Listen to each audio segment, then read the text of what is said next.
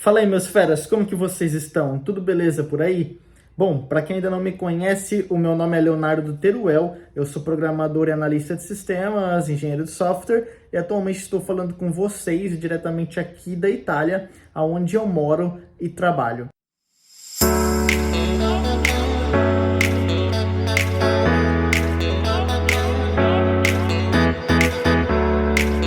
No vídeo de hoje eu quero comentar com vocês aqui um pouquinho sobre a profissão de analista de sistemas, a profissão que é já extinta. Até alguns anos atrás, basicamente, quando eu comecei esse canal lá em 2020, ainda existia essa profissão, que é o analista de sistemas, que se divergia um pouco, né, em diferenciação do desenvolvedor de software. Então, um analista de sistemas, que era um cara técnico, mas ele utilizava esse conhecimento técnico dele, então ele sabia ali o básico de programação, o básico de desenvolvimento de software, de engenharia de software, ele sabia, tinha todos esses conceitos, né? E utilizava isso de uma maneira funcional. O que quer dizer isso? Ele ia até o cliente, ele ia até ali os usuários e entendia os requisitos que o sistema deveria ter. Então ele pegava esses feedbacks, né? Ele pegava tudo que o cliente estava falando que queria no sistema, ele pegava tudo que os usuários estavam falando sobre o sistema, via o que podia melhorar, o que dava para ser implementado, e aí ele entendia tudo, definia isso com os usuários ou com a equipe de produto da empresa, e depois com essas definições ele fazia uma engenharia, né? Ou seja, alguns desenhos de todo como seria o sistema em si, a parte técnica mesmo, e aí trazia isso para o desenvolvedor, e o desenvolvedor, de fato ali o programador, ele iria pegar isso que o analista de sistemas estava trazendo já mastigado, já desenhado, já totalmente definido, iria desenvolver, né? O programador. Então é mais ou menos uma analogia que a galera gostava de fazer no passado, é que o analista é como se fosse um engenheiro e o programador era o pedreiro, né? Então o analista fazia toda o desenho da coisa, a engenharia, trazia isso pronto, e o desenvolvedor ia lá e de fato executava aquilo na prática e criava aquilo de fato, né? Então a gente tinha muito essa distinção, né? Então essas duas profissões diferentes. Hoje em dia, galera, eu tô aqui para anunciar para vocês, para quem ainda não sabe, né? Normalmente quem já tá dentro da área já sabe disso, mas quem tá começando provavelmente não. A grande realidade essa profissão tem sido extinta, tá? É muito raro hoje você encontrar uma profissão de analista de sistemas, tá? E quando você encontrar isso na descrição de uma vaga, normalmente será uma posição de suporte, tá? O que é o suporte? É você analisar problemas que clientes, usuários estão trazendo e oferecer soluções, mas analisando o sistema que já tem, já existente, né?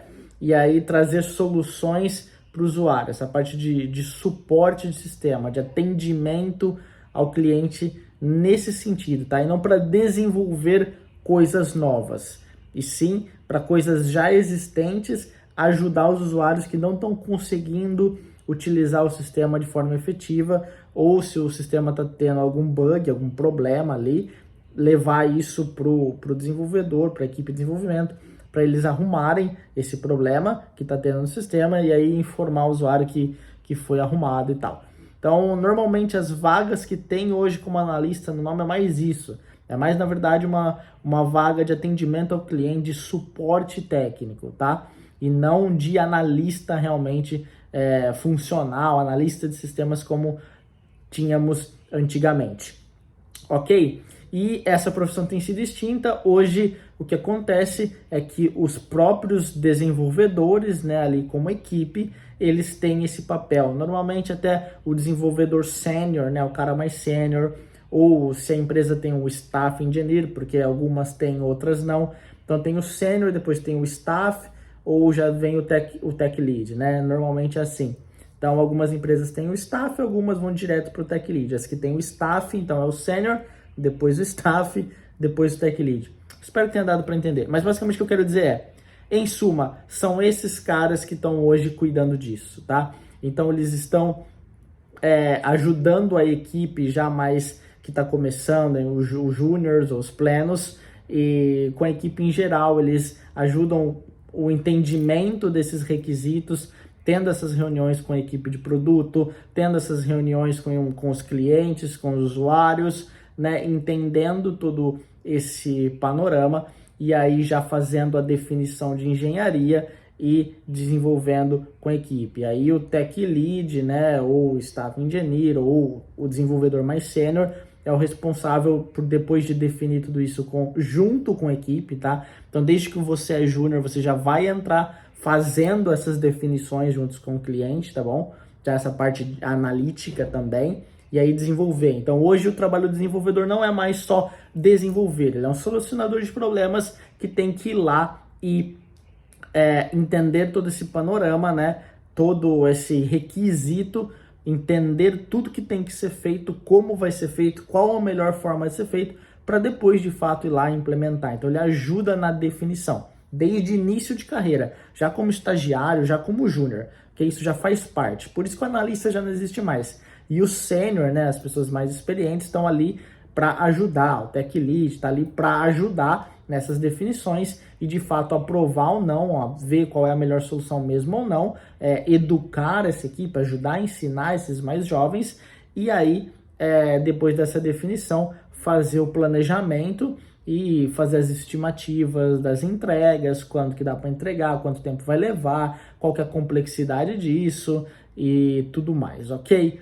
Então é por isso, hoje a equipe inteira de desenvolvimento é responsável por fazer o que o analista fazia e mais implementar isso na prática. E isso de uma maneira mais rápida, ou seja, você fala, mas o trabalho dobrou, como que é mais rápido? Na verdade, o trabalho não é que o trabalho dobrou, galera. Na verdade, o que acontece é que isso faz mais sentido. As empresas perceberam que isso faz muito mais sentido, porque imagina o tempo que você gastava com um profissional só para fazer toda essa engenharia, para entender realmente, para definir isso com o cliente, depois vir para os devs, aí passar, e esse tempo de passar esse conhecimento para a equipe de desenvolvimento demorava muito, e às vezes nessa tradução, né, nesse passamento, entre aspas, de informação, às vezes não era o mais efetivo e o próprio dev acabava implementando de uma maneira que ele entendeu, depois não era, voltava e tal, tinha muitos problemas. Então, por que não cortar esse intermediário? Porque ninguém melhor do que a própria pessoa que vai desenvolver isso de fato para lidar com isso.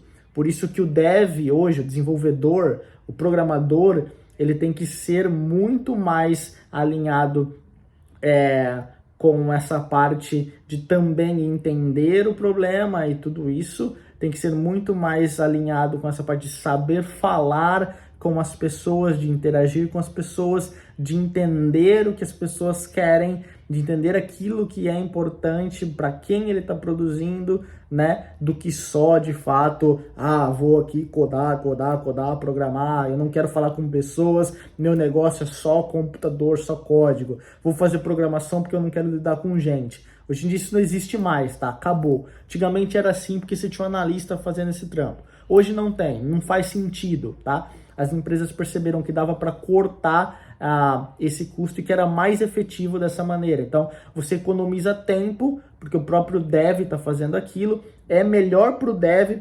pessoalmente eu, como programador, prefiro muito mais eu estar ali entendendo, falando com as pessoas de fato e conseguindo fazer essa definição do que ter um intermediário fazendo isso por mim, tá bom? Porque eu tenho mais controle sobre a situação, consigo entender melhor a situação e ter mais certeza das coisas e fazer as definições. Então, colocando a equipe inteira de desenvolvimento focada nisso, gera também com mais pessoas pensando na solução ao mesmo tempo, soluções melhores, mais rápidas, mais cabeças pensam melhores do que só uma. Então, tudo isso economiza tempo, acaba trazendo soluções mais efetivas, entregas mais rápidas, mais ágeis, e, obviamente, mais lucro para a empresa, mais dinheiro. Então, tudo isso acaba culminando num efeito dominó. E é basicamente por isso que a profissão de analista de sistemas não existe mais. E não fica preocupado, tá? Se você está fazendo o curso de análise e desenvolvimento de sistemas, tá tudo ok. Ah, mas eu quero ser analista, não existe mais, e agora? Quer dizer que o curso não vale para nada? Não.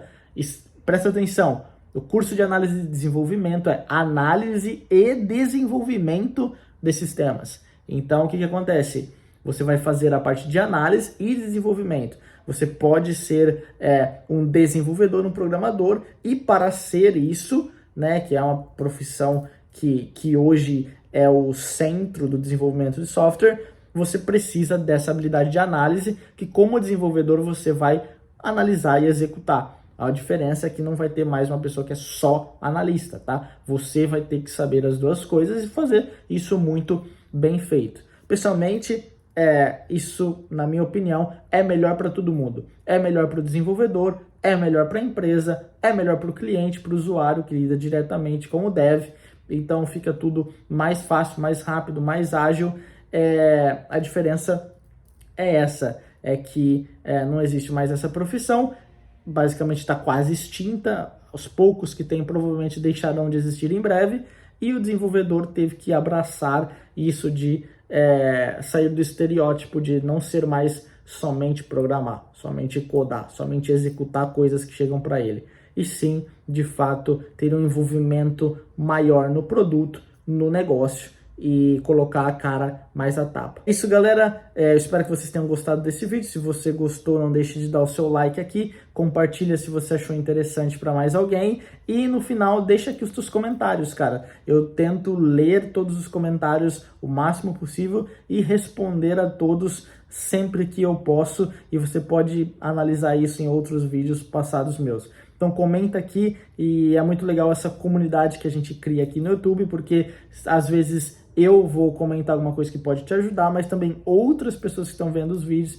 que já têm experiência, já estão no mesmo meio que você, ou já passou pelas mesmas dúvidas, também vão te ajudar. Então comenta aqui, porque a gente cria essa comunidade que se ajuda. Beleza? Um grande abraço para vocês e até a próxima.